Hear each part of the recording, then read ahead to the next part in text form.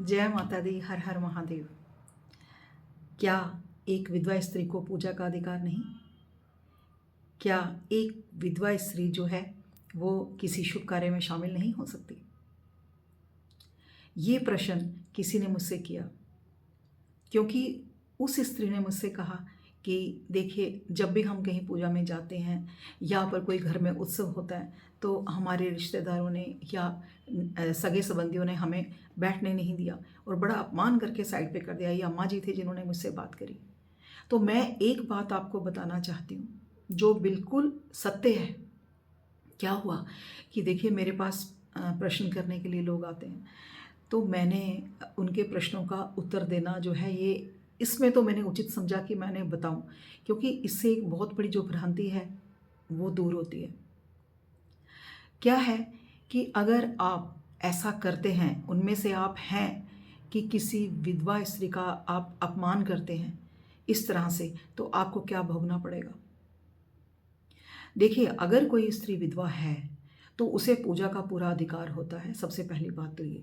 दूसरी बात कि जिन लोगों में ये भ्रांति है कि उनको शुभ कार्य में शामिल नहीं होना चाहिए या नहीं किया करने दिया जाता, तो उनके लिए ये मैं बता दूं, जो विधवा स्त्री होती है ना, वो घूमावती का रूप हो जाती है। आप जानते हैं घूमावती माता के बारे में? तो घूमावती जो माँ है वो पार्वती माता का ही रूप है, एक विधवा स्वरूप है। अगर विधवा स्त्री भक्ति मार्ग पे चलती है तो सन्यासी के समान जीवन जीती है। वो सन्यासी हो जाती है, क्योंकि वो शारीरिक रूप से भी पवित्र हो जाती है, आत्मा से भी पवित्र हो जाती है, बशर्ते कि वो भक्ति मार्ग पे चले, अपना जीवन जो है संयमित रखे, तो वो घूमावती के समान हो जाती है। तो आप जानते हैं कि घूमावती माता अगर वो बन जाए, यानी भक्ति मार्ग पे आ जाए, तो फिर उसका श्राप और आशीर्वाद दोनों ही लगता है। तो कोई जन बहुत परेशान थे, वो मेरे पास आए, तो मैं उनके बारे में नहीं जानती थी, वो किसी के ज़रिए मेरे पास आए थे। तो आप जानते हैं कि जब ऐसे कोई आता है, प्रश्न करता है, तो आप सटीक उपाय या कुछ भी जो है आप बताते हो उनको। तो 2 बार ऐसा मेरे साथ हुआ कि कोई भी मुझे घर की विपत्ति नज़र नहीं आई, मुझे कोई भी उनके वास्तु की खराबी नज़र नहीं आई, उनके जीवन में मुझे कुछ ऐसा नज़र ही नहीं आया। लेकिन बात कहाँ आई कि किसी विधवा का अपमान किया है। चलिए, ये बात मैं आपको खुल के बताती हूँ।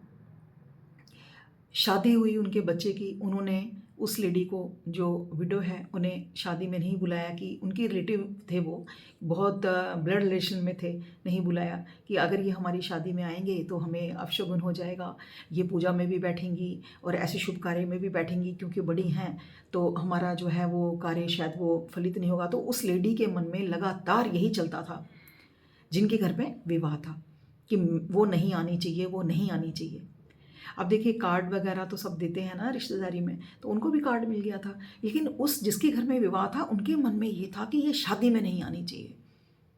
तो क्या हुआ, शादी 1 महीना भी नहीं टिक पाई। और जब भी वो लेडी मेरे सामने आई, प्रश्नकर्ता जो थी, तो हमारे घर में विपदा हो गई, बहू चली गई, और 1 महीने के अंदर, जबकि परिवार दोनों ही बहुत अच्छे हैं, रिश्ते दोनों के बहुत अच्छे हैं, तो उन्होंने मेरे सामने बस इतनी ही बात रखी थी और ये भी नहीं बताया था कि ये किस कारण और क्या है, मतलब क्यों, मतलब लड़की चली गई 1 महीने के अंदर और क्यों ऐसे करे। कुछ भी नहीं ऐसा था जो उनके भाग्य में नहीं था या अच्छा नहीं था, ऐसा नहीं था। एक विधवा का अपमान, ये सब कर गया, ये सब खेल कर गया। क्योंकि वो कहते हैं ना, सबसे बड़ा भाव होता है, और उनके मन में वही चलता था कि वो नहीं आनी चाहिए, हमारा विवाह खराब हो जाएगा, वो नहीं आनी चाहिए, हमारे अपशगुन हो जाएंगे। तो वो विवाह ही खंडित हो गया। ये होता है एक विधवा का अपमान करना। और वहाँ वो जो विधवा स्त्री थी, वो भक्ति में लगी हुई एक औरत है। तो उससे क्या हुआ, उनके परिवार में दोष आ गया था। एक तो ये उदाहरण, और दूसरा उदाहरण मैं आपको ये दूं, एक और जन थे जो मेरे पास आए थे, वो परिवार काफ़ी उनका बहुत नाम है, तो वो भी मेरे पास आए थे, उनके साथ भी यही समस्या थी। वहाँ पे यही आया कि एक विधवा का अपमान, और वो अपमान जानते हैं, उन्होंने अपनी माँ का ही किया था। वो अपनी माँ को किसी पूजा में बैठने नहीं देते थे, घर में कोई भी यज्ञ हवन कुछ भी होता।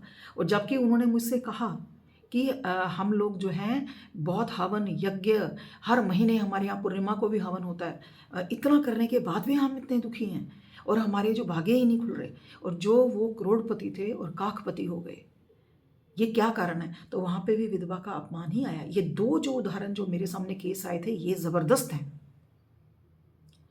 इस टॉपिक पे किसी ने बात नहीं करी होगी, इस टॉपिक पे किसी ने आपको बताया नहीं होगा।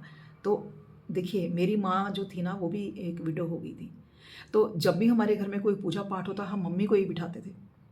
जब भी हमारे घर में कोई किसी को शगुन देना था, अपनी माँ से ही करवाते थे। कि हमारे मन में ये नहीं था कि विधवा है, चलो वो तो हमारी माँ थी, लेकिन हमने कभी ऐसा उसको उनको यही कहा था कि अगर रिश्तेदारी में भी वो जाती हैं, तो अगर उनका कोई अपमान करता तो आप मत जाएं, हमारे लिए आप पूजनीय हैं, हम आपको पूजनीय मानते हैं। और मेरे भाई खूब फलित हुए, हमारा परिवार खूब फला फूला। और ऐसा नहीं अपनी माँ के लिए, हम बाकी लोगों के लिए भी हमने कभी नहीं सोचा कि इनके हस्बैंड नहीं है, इनको पूजा में ना बुलाया जाए। तो ये आपको मैं उदाहरण दे रही हूँ कि ऐसा अगर आप करते हैं तो बहुत गलती करते हैं। भगवान नाराज नहीं होगा, लेकिन अगर आपने एक विधवा का अपमान किया है, ऐसी विधवा जो सन्यासन हो चुकी है, बाहरी तौर से आपको नहीं दिखेगा, लेकिन एक विधवा का जीवन जो है वो अपने पति की मृत्यु के बाद पूर्णतया भगवान पे समर्पित हो जाता है। इतना एक गृहस्थ, जो आप लोग पारिवारिक लोग हैं वो नहीं कर पाओगे, जितने एक विधवा भगवान के बहुत समीप पे उनको मिल जाता है। और 1 साल के अंदर ऐसी औरत को भगवान का साक्षात्कार भी हो जाता है। तो आपको पता भी नहीं चलेगा कि हम जिसका अपमान कर रहे हैं वो कहाँ तक उसकी जो पहुँच परमात्मा के पास है। ऐसा कभी ना करें, क्योंकि ये एक श्राप है। एक विधवा का कर्ज लेना, ये भगवान के कर्ज लेने के बराबर होता है। और लोगों को तो इसका ज्ञान ही नहीं है, इस पता ही नहीं है कि ये सब कर रहे हैं हम, इसलिए हमारे परिवार में ऐसा हो रहा है। अपने घर के अंदर ही आपकी जो ननद है, आपकी भाभी हैं, भगवान ना करे कोई भी ऐसी किसी पे भी विपदा हो सकती है, आपकी माँ ही हैं जो विधवा हैं, तो उनके साथ अगर आप ऐसा कर रहे हैं, आप बहू हैं तो कर रही हैं, तो फिर आपकी भी खैर नहीं, सुख नहीं पाएंगे आप। फिर जितने भी आप हवन कर लीजिए, जितनी भी पूजा कर लीजिए, क्योंकि एक विधवा का श्राप भी जो है हमारे शास्त्रों में ये भी आता है। देखिए, आप मुझे बताएं कहाँ लिखा है ये शास्त्रों में कि एक विधवा से आप पूजा ना करवाएं, कलश ना भरवाएं, कहीं नहीं आपको मिलेगा। आप साधु संतों से पूछ लीजिए।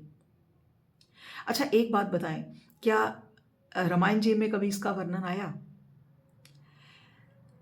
चारों जो माताएं थी, जो रामचंद्र जी भगवान थे, क्या वो अपनी माताओं के चरण छू कर नहीं जाते थे?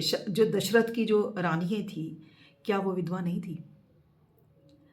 दशरथ की रानियां भी विधवा थी, और रामचंद्र जी अपनी माताओं का आशीर्वाद लेकर ही सब कार्य करते थे, क्योंकि उनको, अब वो तो भगवान है।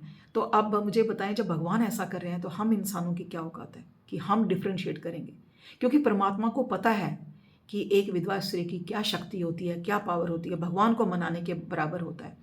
तो अगर आप उनको प्रसन्न रखते हैं, अगर वो आशीर्वाद देती हैं, तो बिल्कुल फलित होगा, जिस तरह से भगवान का एक देवी का आशीर्वाद फलित होता है, बशर्ते कि वो विधवा स्त्री पूर्णतया अपने जीवन को भगवान को समर्पित करे, तब होता है ये। और ये तो देखिए, अब ये मन में जो एक रीति बनी हुई है, एक पुराना जो चला आ रहा है कई वर्षों से गलत धारणा, तो क्या आप अपनी उस धारणा को नहीं सुधार सकते?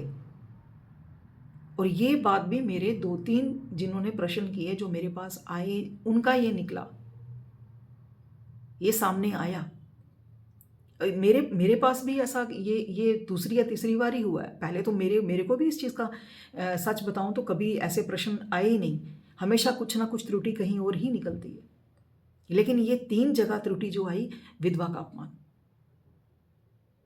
और अपमान भी ऐसा कि इस तरह से खड़ा किया गया कि ये नहीं आने चाहिए, ये नहीं आने चाहिए, नहीं तो क्या होगा। और जो शादी ब्याह में 24 घंटे इसी का उच्चारण करते रहे, तो क्या वो सुख पाएंगे? तो ये चीज़ हो जाती है।